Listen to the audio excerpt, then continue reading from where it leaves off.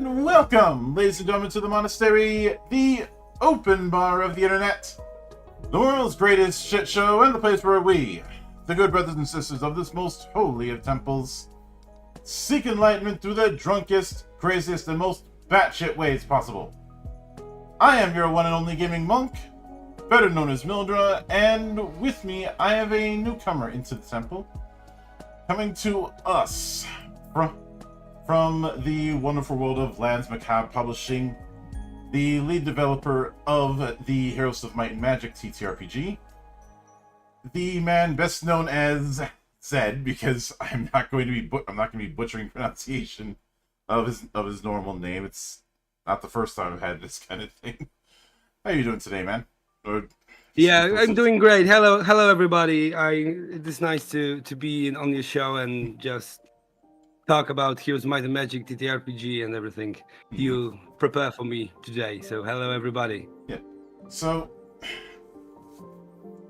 there's a bit of a tradition to go into the humble beginnings of a sort within this series. So, with something like this, there's two origin stories to kind of go into. The first one of this would be your origin when it comes to role-playing games. So, walk me through how you first got into role-playing games and what made it stick. Okay, I try to explain it as brief as possible because it was long ago and the story is quite immense. So I started playing role-playing games in 93 or 94 of the last century. You know, I was just a little kid. I was an 8-year-old, and I was into board games. You know, I play many board games, and on one holidays I met the boy that was maybe 3 years older than me, and he just said that my board games suck, and he plays Warhammer, and Warhammer is the greatest thing that was ever published in the world. And I was just, okay, show me this Warhammer thing. And he didn't have a book on him because we were on holidays, so he just started to telling me how the gameplay is performed, what is a role-playing game. And after 2 weeks I was just in, you know. I was back home from the holidays. I pestered my mom and to buy me the book, and she buy me, you know, the first edition of Warhammer Fantasy Role-Playing. And this is how we start, you know, with my brother. My brother is also 2 years older than me, so we start to play just by the two of us. You know, I create my team of 4-5 characters, try to role play them. He create the stories and the adventures, and we just play it, you know, for a couple of months. And after that, I introduced the role playing games to my friends from Warsaw, because I'm from Warsaw in Poland. So and this is how we start to play role playing games, and we played to this day, you know. Yeah, I can certainly get that. A long time ago I had Graham Davis on this show, and he had talked a bit about the early days of Warhammer Fantasy Roleplay. It was through that I learned that at one point they were planning on doing the same die system that was used in Warhammer Fantasy Battle, but it didn't quite work out. Yeah. In the first edition, there was a conversion table to convert the stats from the battle, Warhammer Battle 2 or Warhammer Fantasy Roleplay. It wasn't the first edition of the rulebook, so yeah. Yeah. I mainly remember how the weird dimensions of the first edition rulebook for Warhammer Fantasy meant. Until I got in certain shelves, I had to put it in sideways because it was too tall. You know, the story of the Warhammer in Poland is quite interesting, because the Warhammer was the most popular role-playing game at the beginning in Poland. We know Warhammer first, then just D&D. You know, the D&D just went into province maybe 15 years ago. You know. So the D&D wasn't a big thing in Poland. You know, Warhammer, Cyberpunk, those was the everything from the White Wolf, Hmm. the World of Darkness. Those were the systems we played at the Yeah. beginning. And given what happened when TSR tried to do a D&D translation in Germany, um, it kind of makes sense because I don't know the full details, and I don't think I ever will. But I remember that's how the Dark Eye got started because TSR wanted to do a German translation of D&D. It didn't work out, and and in the interim time, other games had kind of filled the vacuum instead. Um, Yeah, yeah. In Poland, it was a quite a phenomena because we were in the Soviet Union, mhm. at the early 90s, where we have so much bootleg, copies of things in Poland just translated by fans. Mhm. We the D&D, the Warhammer, there were first the bootleg versions, or we call it the club versions, because there was some sort of gatherings of fans that just create clubs, book clubs, and they just have their editions translated roughly. And matter of fact, many of those bad translations just stick. And right now we have in the current editions of rule books, for example, for D&D 5th edition, there are some translating bugs that are just part of the Polish culture of Dungeons and Dragons. So Yeah, I can get that.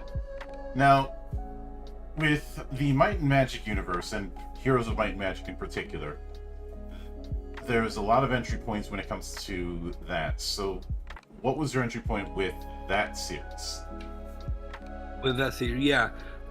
I started with Heroes of Might and Magic because I started playing with Heroes of Might and Magic 1, Mhm. basically. I have because I'm from Warsaw.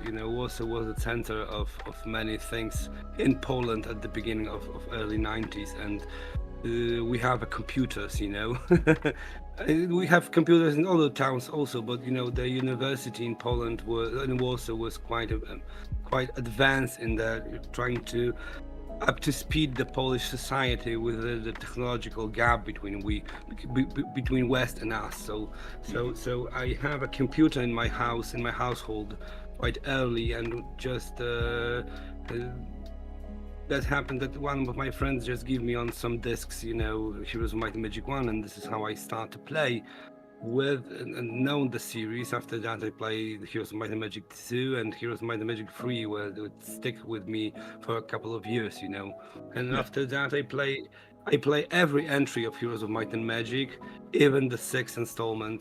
That Mhm. was bad as hell, but we play it, because it was Heroes of Might and Magic. Yeah. And with the with the Might and Magic series, you know, they never stick with me for a long. I know that I play a monthly Might and Magic. It was Might and Magic 4 or 5. Mhm. As I remember, it was 98 or 99. So it might be Heroes of Might and Magic 5. Yeah. Not Might and Magic 5. Hmm. And because we were playing role-playing games at daily basis, the CRPGs wasn't appealing to us. We Hmm. just want to play our own adventures within the role-playing games, and the CRPGs never stick with me. But I know the lore, I know the stories of Might and Magic. So yeah, Yeah. Heroes of Might and Magic was my thing from the beginning. Hmm. And it is funny you brought up some of the other ones, since there was that project to combine, I think it was Might and Magic 5 and 6 into one game, which is just an absolute monster. Yeah, And yeah, there's been the different ups and downs when it comes to the heroes thing, which is technically a spin-off, but it's in the same vein as some projects where the spin-off has evolved far past being spin-off. But Yeah. for the TTRPG, which as an aside, I find it amusing that it's taken until recently for a Might and Magic TTRPG to even be a thing. You would have thought somebody that had done this years ago. You guys are basing this on Heroes of Might and Magic 3. Now, what was that a case of that's the one that you were allowed to do, or were you allowed to pick and that was the one you picked? And if so, what made you pick that one? Yeah, the story behind it is quite simple because Ubisoft 2 years ago, the Arkham studio created Heroes of Might and Magic 3, the board game, and it's go wildly popular. They just they have a campaign on Kickstarter. They just broke the bank. So the Ubisoft contact Modifuse to create the Heroes of Might and Magic 3, and this was especially Heroes of Might and Magic 3. And because they were involved in developing the Discworld, RPG, they wish to create the Kickstarter campaign, and the Kickstarter do not allow you to run two campaigns at the same time. And because my old friend from Poland started to work with Modifuse, he became a director of development. He just called me and said, "You know what? We have this license. We don't want to lose it. We don't have capabilities to create this game because we have other things on our plate. But you just create your own role-playing game because we published our own system in Poland that is called Smoczy Jeźdźcy Dragon Riders, and it's quite popular in Poland right now." And he see how we create our product, and he give it a shot, So we spoke within our team if we wish to create this game, and after a week we say, okay, let's met with Chris Bridge, from Modifuse. Let's meet with guys and girls from Ubisoft and just try to figure it out what they want to do. And they were specific about Heroes of Might and Magic 3. This is the main installment they wish to develop, and we say okay. We spoke with them about implementing a thing or two from Might and Magic, from all the installment of Heroes of Might and Magic, and they are still we're trying to put some things from other games, and some are we achieve some goals, with that. Nothing much, but we slip something through the law book and everything else.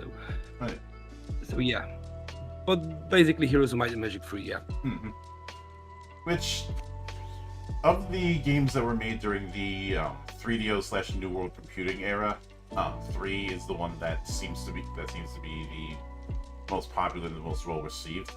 Yeah. So it is a wise move to go with that one. And this is the one. This is the one of the most popular video games in Poland. There are two countries that are basically playing Heroes of Might and Magic 3 to this day and have a really quite vast fan base, and this is Poland and Russia. We just playing. Game has 20 years right now, Heroes of Might and Magic 3, and we are playing to this day. So yeah. And of course, I do remember seeing in parts all over Europe that there's still a very vibrant tournament scene when it comes to Heroes of Might and Magic 3. Now with that in mind, this is where things can be a bit tricky, since obviously the Heroes games are more in the grander scale of strategy, and most TTRPGs focus on building around a particular character. when it comes to the player character side of things. How do you approach that, and how do you balance that so that there is the grander feel, while still having both in the same book? Yeah. Let's let me think. Okay. You know, when I play Heroes of Might and Magic 3 as a video game, I figured out that the characters within that game are not just pawns, you know, on the board. You know, they have some kind of story behind them. And because the gameplay of the campaign in Heroes of Might and Magic 3 is basically you need to create your own party of heroes, you know, and they went from one map to another and to another as the campaign progressed. So you have that feeling of the group, of the party, of some individuals that have armies under their command. So this was something that I think were always in Heroes of Might and Magic, but never flashed out, you know. So we try to look at that from that point of view, and after that we try to figure it out how the game tried to immerse you in the story of Heroes of Might and Magic, and we try to think about this game like, you know, there are many pop-ups in the game. You know, you click on some things and you have this short information about, you know, you met a witch in the house, and she teach you how to teach you mysticism, you know, or teach you scholarship. So we try to imagine, okay, behind that pop-up, that there is a story behind it, you know, that witch you need to go through some kind of adventure if you wish to learn that skill that which wish to teach you. So we try to put that kind of concept into a game. So basically you have your team of ragtag commanders of the army, you have your town, basically your starting town, but with that in mind you try to explore the world, you know, you try to figure out what are your enemies, what is in your environment. You want to explore things, you know, and of course conquer them with your armies. And also playing an adventure because you wish to have some kind of magic sword or magic shield or other artifact. You need to get it, you know. There are some places you need to go alone, you know, without an army, and this is an opportunity to play a radically different kind of adventure, you know. And given this very specific style of play within the full book, do you plan on putting a few sample adventures or a few story seeds to kind of help people get a grasp on how this play style works? Yeah, story seeds is something we will put basically from the beginning. We have a particular small adventure for the core book. We have an adventure in the quick start, and right now as a Kickstarter progress, we right now unlock a whole campaign. So we wish to introduce this kind of storytelling to the players through the as many adventures as much we could create. So yeah, this is something we generally try to install in the book. Yeah, so of course. But as you ask, you know, there are different styles of play, you know. And we try to create this game as a toolbox, you know, for the players, you know. In Poland right now, very prominent are games from the so-called old school Renaissance, you know, OSR movement, and the OSR movement that bring some experience from past games, give us some ideas how create the sandboxy thing of adventures within the Heroes of Might and Magic TTRPG. So those are also things we wish to put. So many tables, many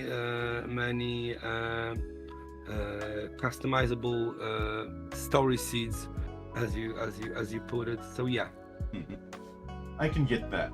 Now, this is using the 2D20 system, And Yeah.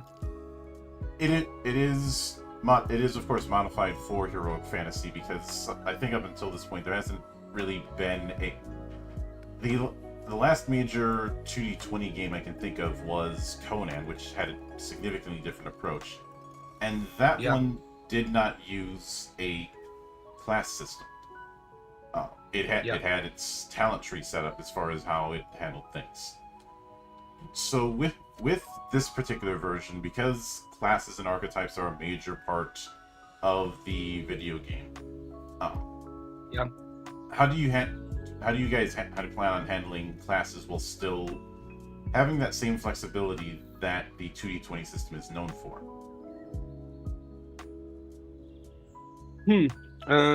We try to create the character from the building blocks, you know. So you have your class is only one part of the building blocks of your character. So the first, of course, is your faction. After that is your lineage or race, or how you want to you put it. You know, if you are a dwarf or an elf or a lich, you know, this is another part of the building block. And after that, just you put some sort of template of your class to that character you are building. So this is how we wish to handle it. So you have vast flexibility of how you want to create your character. Yeah. So this is how this is our approach.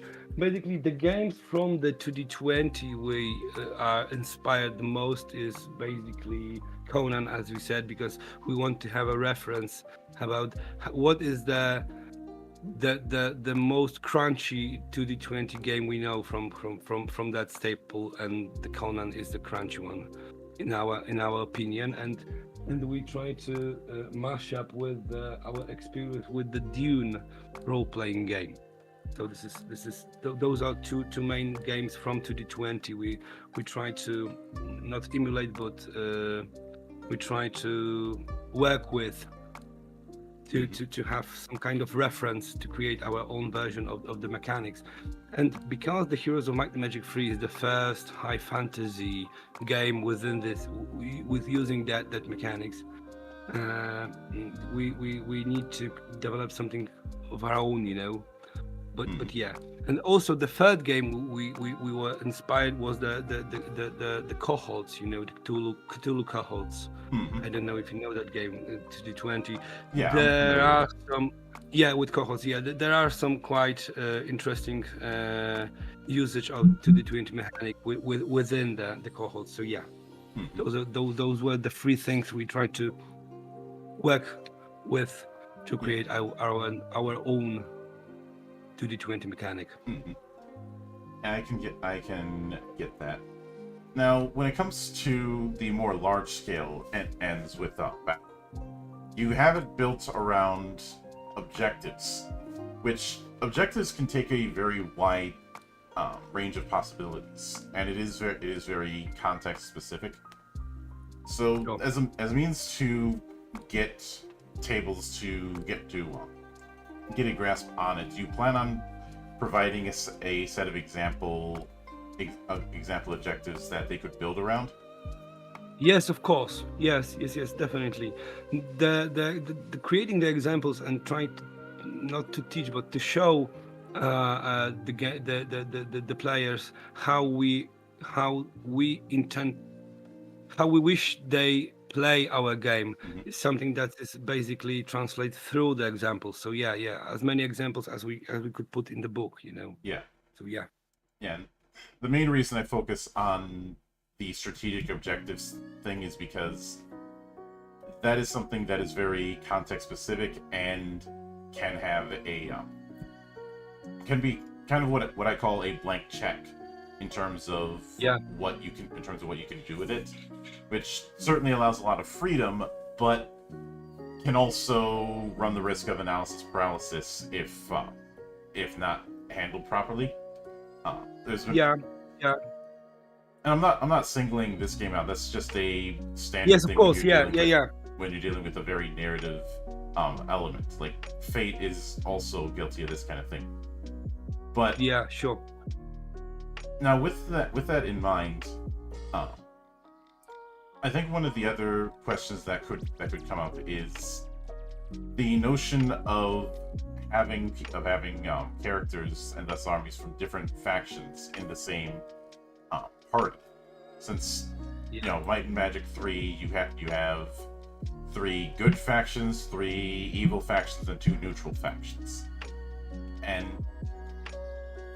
how do you through the alignment setup do you have that as a primary means to allow for different factions in the same table?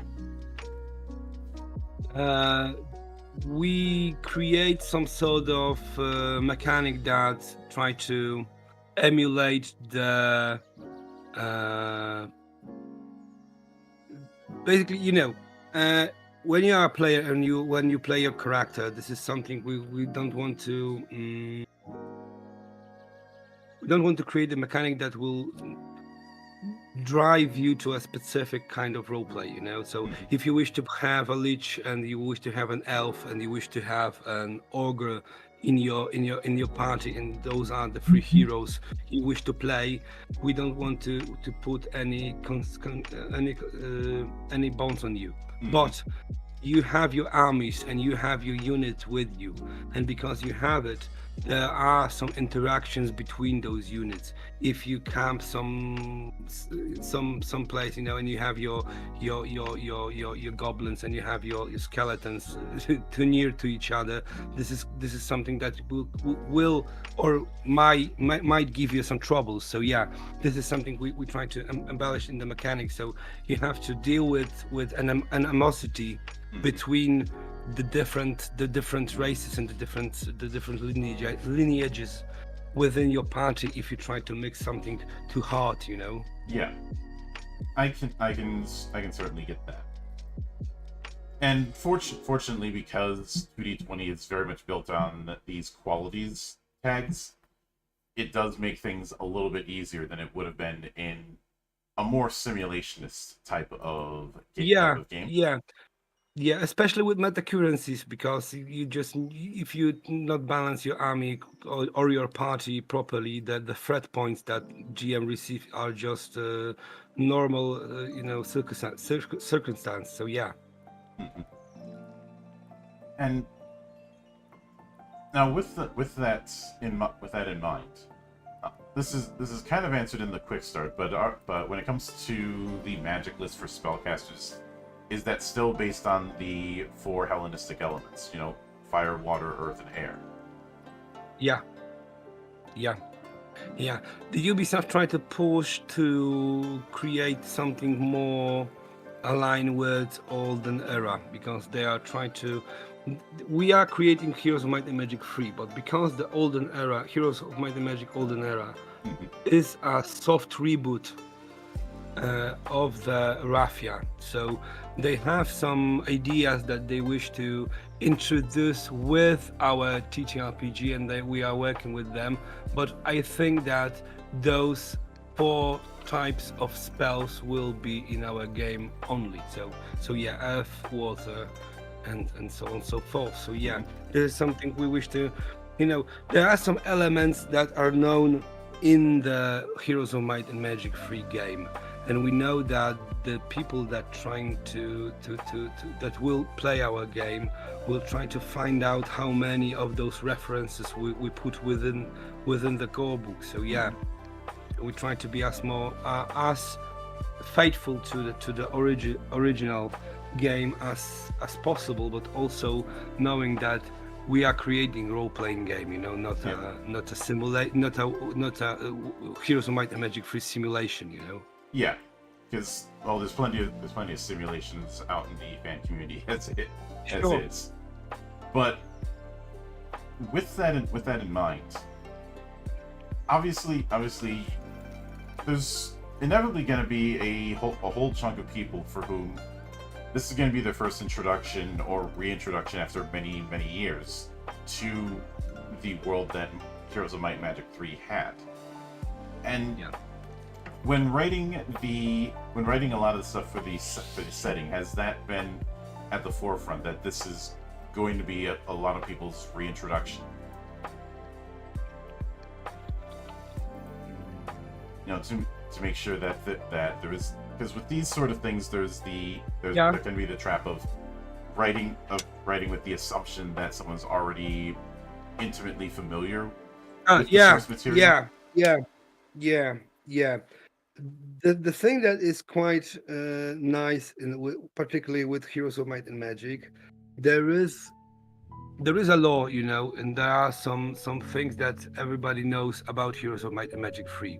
But because Heroes of Might and Magic is a video game basically about winning your battles and about customizing your heroes, the law and the names and everything, they're not as known to the fans as we suspect. So when we first try to speak with a Polish community about Heroes of Might and Magic 3 TTRPG, they're using they're using names as Rampart, Castle, Tower, Stronghold, yeah.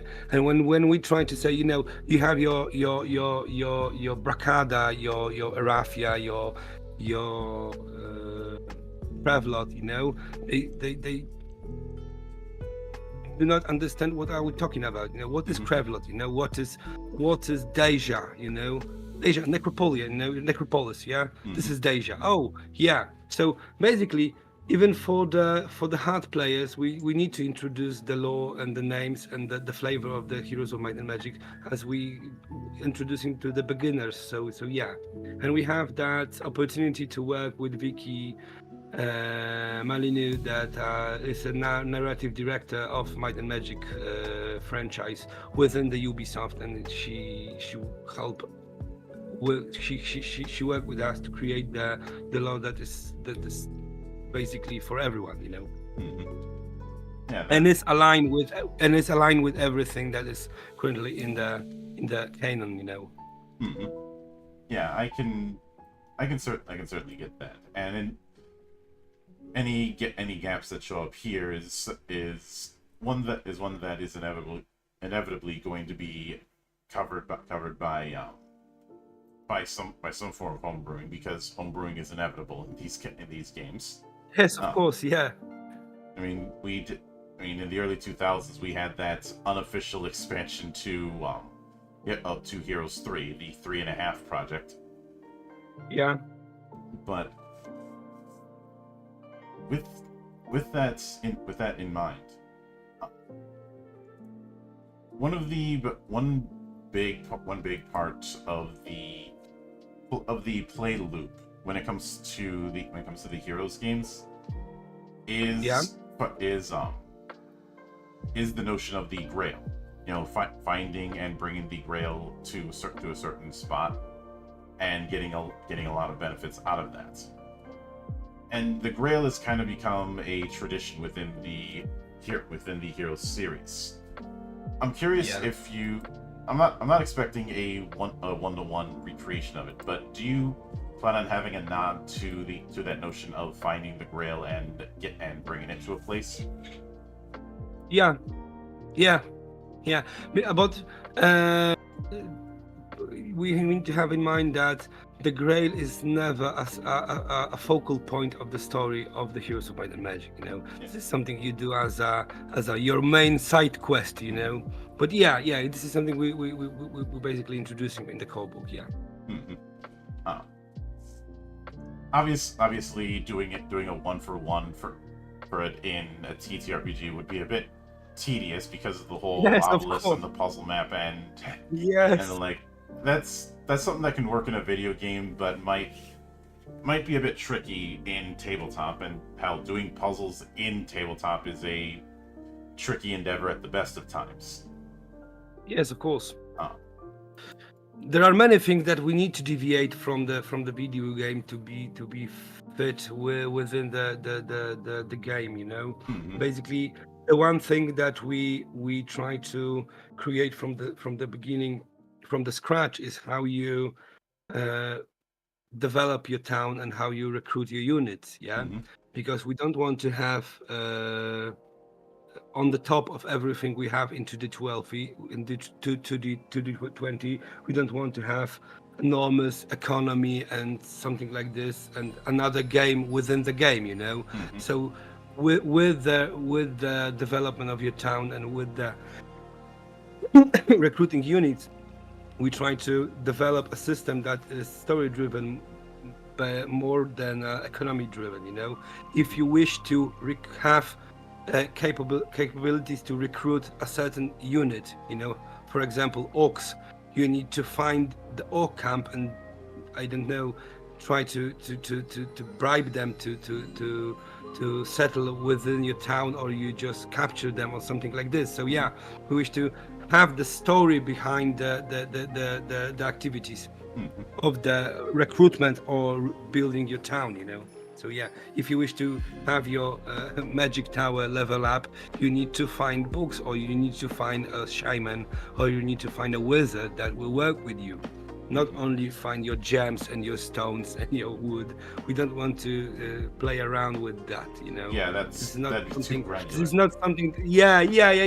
This is not something that we have some parts of that. In the quick start.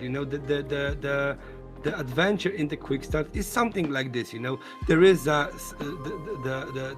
you need to have your stones to build your castle. And the stone quarry is lived by goblins, so you need to deal with those goblins just like in the video game. But there is a story why those goblins are in your quarry. There you need to figure it out how to end with them. So yeah, the story is the primary focus always. Yeah. And have an adventure. Yeah. Now, the first stretch goal that you guys unlocked for this Kickstarter was the Echoes of the Silence campaign. Sure. Now, when it comes to that campaign, how large do you see that go? Do you see that going over a dozen sessions, or more or less? I think more. I think definitely more, because it always depends on how you play your sessions. When we test the adventure for the quick start, I needed 4 sessions to play it fully. 4 sessions for 3 hours. So 12 hours to play the adventure from the quick start. So yeah, basically the campaign from that was funded on the Kickstarter will be definitely more than 10 sessions. And saying that, we wish to create it to be played from 2 sides, because this is adventure that is basically Arafian or Arafian allies forces entering the Deja territory, and of course you have your vampires and your necromancer on the other side.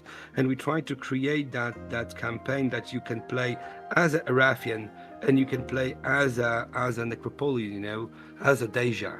So you can play this campaign 2 times basically. Those 6 scenarios you can play as a Arafian allies, and of course as a Deja. So yeah. Yeah, I can certainly get that. Now, with that in mind, when it comes to what I've seen so far, I do recall when I went through the quick start, I mentioned that it wouldn't take too much effort to do a more hex crawl, a more keep on the borderlands type of campaign. Is that something that has been considered? I know these solo rules has been a stretch goal, but I'm curious if the more I'd say hex crawl adjacent, not a full-on hex crawl, obviously. Yes, of course. This is something we try to do. Yeah, basically, as I said, the old school Renaissance have quite impression within our thinking of the Heroes of Might and Magic and how we wish to create the gameplay. So I don't know if you know the games like, for example, Strongholds and Followers. I have that. Yeah, or for example, the game that was called Godbound. Yeah, I have covered Godbound. Godbound basically replaced Exalted when it came to that style of fantasy for me. And Yes, of Crawford is course. an absolute madman. Yeah, yeah. But he introduced to us some concept that's basically saying you how to create as many bits of and pieces of an idea to give to your players, and they need to craft something by or to other game masters, and they need to craft something by their own. So yeah, so we have the hack scroll idea, we have that game loop we introduced in the quick start. So the game loop is is cut to phases, to phases, so you have your starting phase, you have your adventure phase, you have your